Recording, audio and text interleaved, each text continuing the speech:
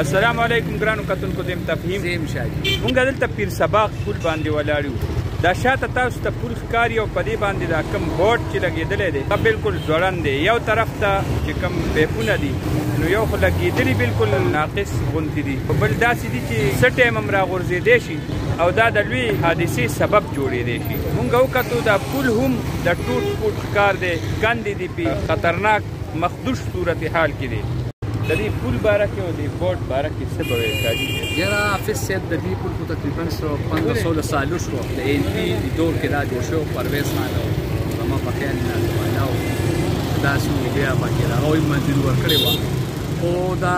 بدقسمتۍ خبره وګوره چې دا بوټ دا کوم چې هغه لګېدلی دا بوټ دی نوی بوټ رسوګانې جوړه بوټ هر څوک وخواه چې کوم خطرناک څیز دا راغورځېږي دا اني ټایم که پرون څنګه زود تېر شوی او هغه شانتې زود نه غوندې معمولي زده کړ خو دا راغورځېږي هغه پخپله خلکو ته ښکاري نو په کار انتظامي ولې ودره ولې سی این ډبلیو که بلډینګ دی او که روډ دی په کار چې هغوی دې باندې چوري راشي او دا صحیح کړي کوي خدا نه خواسته پکې به کسان ډېر مړه شي یو خو دا پل هم ډېر د اندازې ځای په ځای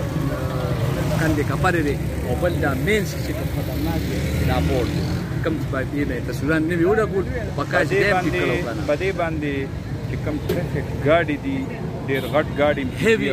ټریفک په دې باندې غټ ګاډي سره دا راخ کې شو نو کوم هم حادثه ده دلته کې سټاپ دی دلته خلک راځي په دې باندې ډېر لوی ټریفک دی په دې پل باندې